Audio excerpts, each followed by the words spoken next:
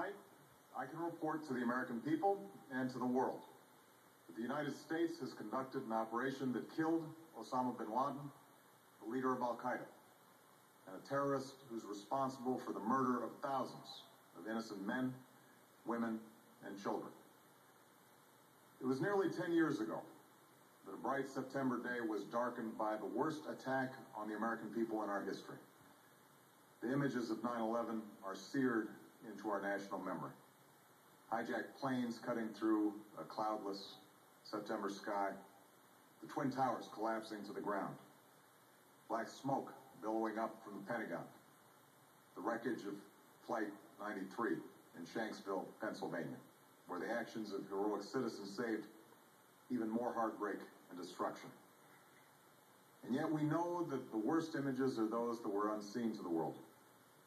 The empty seat at the dinner table, children who were forced to grow up without their mother or their father, parents who would never know the feeling of their child's embrace, nearly 3,000 citizens taken from us, leaving a gaping hole in our hearts. On September 11th, 2001, in our time of grief, the American people came together. We offered our neighbors a hand, and we offered the wounded our blood. We reaffirmed our ties to each other and our love of community and country. On that day, no matter where we came from, what God we prayed to, or what race or ethnicity we were united as one American family. We were also united in our resolve to protect our nation and to bring those who committed this vicious attack to justice. We quickly learned that the 9/11 attacks were carried out by Al-Qaeda, an organization headed by Osama Bin Laden, which had openly declared war on the United States and was committed to killing innocents in our country and around the globe. And so we went to war against Al-Qaeda to protect our citizens, our friends, and our allies. Over the last 10 years, thanks to the tireless and heroic work of our military and our counterterrorism professionals, we've made great strides in that effort. We've disrupted terrorist attacks and strengthened our homeland defense. In Afghanistan, we removed the Taliban government, which had given Bin Laden and Al-Qaeda safe haven and support. And around the globe, we worked with our friends and allies to capture or kill scores of Al-Qaeda terrorists, including several who were a part of the 9/11 plot. Yet, Osama Bin Laden avoided capture and escaped across the Afghan border into Pakistan. Meanwhile, Al-Qaeda continued to operate from along that border and operate through its affiliates across the world. And so shortly after taking office, I directed Leon Panetta, the director of the CIA, to make the killing or capture of Bin Laden the top priority of our war against Al-Qaeda, even as we continued our broader efforts to disrupt, dismantle, and defeat his network. Then, last August, after years of painstaking work by our intelligence community, I was briefed on a possible lead to Bin Laden. It was far from certain, and it took many months to run this thread to ground. I met repeatedly with my national security team as we developed more information about the possibility that we had located Bin Laden hiding within a compound deep inside Pakistan. And finally, last week, I determined that we had enough intelligence to take action and authorized an operation to get Osama Bin Laden and bring him to justice. Today, at my direction, the United States launched a targeted operation against that compound in Abbottabad, Pakistan. A small team of Americans carried out the operation with extraordinary courage and capability. No Americans were harmed. They took care to avoid civilian casualties. After a firefight, they killed Osama Bin Laden and took custody of his body. For over 2 decades, Bin Laden has been Al-Qaeda's leader and symbol, and has continued to plot attacks against our country and our friends and allies. The death of Bin Laden marks the most significant achievement to date in our nation's effort to defeat Al-Qaeda. Yet his death does not mark the end of our effort. There is no doubt that Al-Qaeda will continue to pursue attacks against us. We must, and we will, remain vigilant at home and abroad. As we do, we must also reaffirm that the United States is not and never will be at war with Islam. I've made clear, just as President Bush did shortly after 9/11, that our war is not against Islam. Bin Laden was legal. He was a mass murderer of Muslims. Indeed, Al-Qaeda has slaughtered scores of Muslims in many countries, including our own. So his demise should be welcomed by all who believe in peace and human dignity.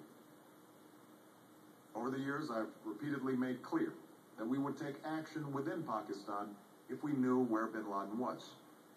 That is what we've done. But it's important to note that our counterterrorism cooperation with Pakistan helped lead us to bin Laden and the compound where he was hiding. Indeed, bin Laden had declared war against Pakistan as well and ordered attacks against the Pakistani people. Tonight, I called President Zardari, and my team has also spoken with their Pakistani counterparts. They agree that this is a good and historic day for both of our nations. And going forward, it is essential that Pakistan continue to join us in the fight against Al-Qaeda and its affiliates. The American people did not choose this fight. It came to our shores and started with the senseless slaughter of our citizens.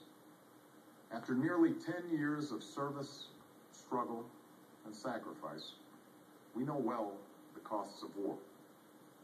These efforts weigh on me every time I, as Commander-in-Chief, have to sign a letter to a family that has lost a loved one, or look into the eyes of a service member who's been gravely wounded. So Americans understand the costs of war. Yet, as a country, we will never tolerate our security being threatened, nor stand idly by when our people have been killed. We will be relentless in defense of our citizens and our friends and allies.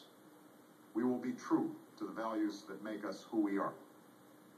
And on nights like this one, we can say to those families who have lost loved ones to Al-Qaeda's terror, justice has been done.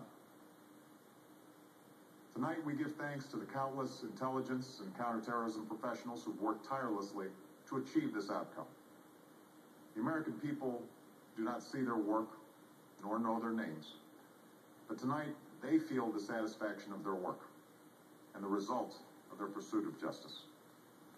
We give thanks for the men who carried out this operation, for they exemplify the professionalism, patriotism, and unparalleled courage of those who serve our country.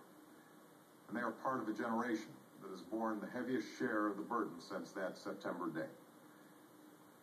Finally, let me say to the families who lost loved ones on 9/11 that we have never forgotten your loss, nor wavered in our commitment to see that we do whatever it takes to prevent another attack on our shores. And tonight, let us think back to the sense of unity that prevailed on 9/11. I know that it has at times frayed. Yet today's achievement is a testament to the greatness of our country and the determination of the American people. The cause of securing our country is not complete, but tonight we are once again reminded that America can do whatever we set our mind to. That is the story of our history. Whether it's the pursuit of prosperity for our people, or the struggle for equality for all our citizens, our commitment to stand up for our values abroad, and our sacrifices to make the world a safer place. Let us remember that we can do these things not just because of wealth or power, but because of who we are. One nation, under God, indivisible, with liberty and justice for all. Thank you. May God bless you. And may God bless the United States of America. President of the United States making the dramatic, historic announcement. It's all official now. Bin Laden is dead. The president describing in some detail, not all of the detail, but in some detail, how the U.S. intelligence community got